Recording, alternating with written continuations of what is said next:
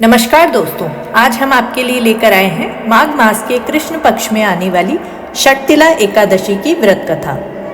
युधिष्ठिर ने पूछा, जगन्नाथ, श्री कृष्ण आदिदेव जगतपते, माघ मास के कृष्ण पक्ष में कौन सी एकादशी होती है? उसके लिए कैसी विधि है तथा उसका फल क्या है?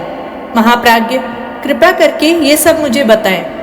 भगवान बोले, नृपश्रेष्ठ सुनो, माघ मास के कृष्ण पक्ष की जो एकादशी है वह षटतिला के नाम से विख्यात है, जो सब पापों का नाश करने वाली है। अब तुम षटतिला की पाप हारिणी कथा सुनो, जिसे मुनि श्रेष्ठ पुलस्त्य ने दालभ्य से कहा था। एक समय दालभ्य ऋषि ने पुलस्त्य ऋषि से पूछा कि हे महाराज, पृथ्वी लोक में मनुष्य ब्रह्म हत्या आदि महान पाप करते हैं, पराये धन की चोरी तथा दूसरे की उन्नति देखकर ईर्ष्या करते हैं, साथ ही अनेक प्रकार के व्यसनों में फंसे रहते हैं, फिर भी उनको नरक प्राप्त नहीं होता। इसका क्या कारण है? वे न जाने कौन सा दान पुण्य करते हैं जिससे उनके सब पाप नष्ट हो जाते हैं। यह सब कृपया पूर्वक आप कहिए। पुलस्त्य मुनि कहने लगे, हे महाभाग, आपने मुझसे अत्यंत गंभीर प्रश्न पूछा है। इससे संसार के जीवों का अत्यंत भला होगा। इस भेद को ब्रह्मा, विष्णु, रुद्र तथा इंद्र भी नहीं जानते हैं, परंतु मैं यह गुप्त तत्व आपको अवश्य बताऊंगा। उन्होंने कहा कि माघ मास लगते ही मनुष्य को स्नान आदि करके शुद्ध रहना चाहिए। इंद्रियों को वश में कर काम, क्रोध, लोभ, मोह, अहंकार, ईर्ष्या तथा द्वेष आदि का त्याग कर भगवान का स्मरण करना चाहिए। पुष्य नक्षत्र में गोबर, कपास, तिल मिलाकर उनके कंडे बनाने चाहिए। उन कंडों से 108 बार हवन करना चाहिए। उस दिन मूल नक्षत्र हो और एकादशी तिथि हो तो अच्छे पुण्य देने वाले नियमों को ग्रहण करें। स्नान आदि नित्य क्रिया से निवृत्त होकर सब देवताओं के देव श्री भगवान का पूजन करें और एकादशी व्रत धारण करें। रात्रि को जागरण करना चाहिए। उसके दूसरे दिन धूप, दीप, नैवेद्य आदि से भगवान का पूजन करके खिचड़ी का भोग लगाएं। तत्पश्चात पेठा, नारियल, सीताफल या सुपारी का अर्घ्य देकर स्तुति करनी चाहिए। हे भगवान, आप दीनों को शरण देने वाले हैं, इस संसार सागर में फंसे हुओं का उद्धार करने वाले हैं।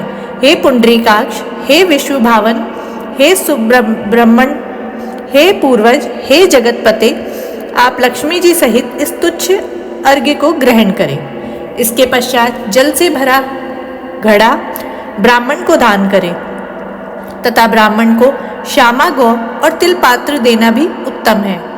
तिल स्नान और भोजन दोनों ही श्रेष्ठ हैं। इस प्रकार जो मनुष्य जितने तिलों का दान करता है उतने ही 1000 वर्ष स्वर्ग में वास करता है। तिल स्नान, तिल का उपटन, तिल का हवन, तिल का तर्पण, तिल का भोजन और तिलों का दान, ये तिल के 6 प्रकार हैं। इनके प्रयोग के कारण यह षटतिला एकादशी कहलाती है। इस व्रत के करने से अनेक प्रकार के पाप नष्ट हो जाते हैं। इतना कहकर पुलस्त्य ऋषि कहने लगे, अब मैं तुमसे इस एकादशी की कथा कहता हूँ, सुनो। एक समय नारद जी ने भगवान श्री विष्णु से यही प्रश्न किया और भगवान ने जो षटतिला एकादशी का महात्म्य नारद जी से कहा सो मैं तुमसे कहता हूँ। भगवान ने नारद जी से कहा, हे नारद, मैं तुमसे सत्य घटना कहता हूँ, ध्यान पूर्वक सुनो। प्राचीन काल में मृत्यु लोक में एक ब्राह्मणी रहती थी। वह सदैव व्रत किया करती थी। एक समय वह 1 मास तक व्रत करती रही। इससे उसका शरीर अत्यंत दुर्बल हो गया। यद्यपि वह अत्यंत बुद्धिमान थी, तथापि उसने कभी देवताओं या ब्राह्मणों के निमित्त अन्न का दान नहीं किया। इससे मैंने सोचा, ब्राह्मणी ने व्रत आदि से अपना शरीर शुद्ध कर लिया है, अब इसे विष्णु लोक तो मिल जाएगा, परंतु इसने कभी अन्न का दान नहीं किया। इससे इसकी तृप्ति होना कठिन है। भगवान ने आगे कहा, ऐसा सोचकर मैं भिखारी के वेश में मृत्यु लोक में उस ब्राह्मणी के पास गया और उससे भिक्षा मांगी। वह ब्राह्मणी बोली, महाराज, किस लिए आए हो? मैंने कहा, मुझे भिक्षा चाहिए। इस पर उसने एक मिट्टी का ढेला मेरे भिक्षा पात्र में डाल दिया। मैं उसे लेकर स्वर्ग में लौट आया। कुछ समय बाद ब्राह्मणी भी शरीर त्याग कर स्वर्ग में आ गई। उस ब्राह्मणी को मिट्टी का दान करने से स्वर्ग में सुंदर महल मिला, परंतु उसने अपने घर को अन्न आदि सब सामग्रियों से शून्य पाया। घबराकर वह मेरे पास आई और कहने लगी, हे भगवान, मैंने अनेक व्रत आदि से आपकी पूजा की, परंतु फिर भी मेरा घर अन्न आदि सब वस्तुओं से शून्य है। इसका क्या कारण है?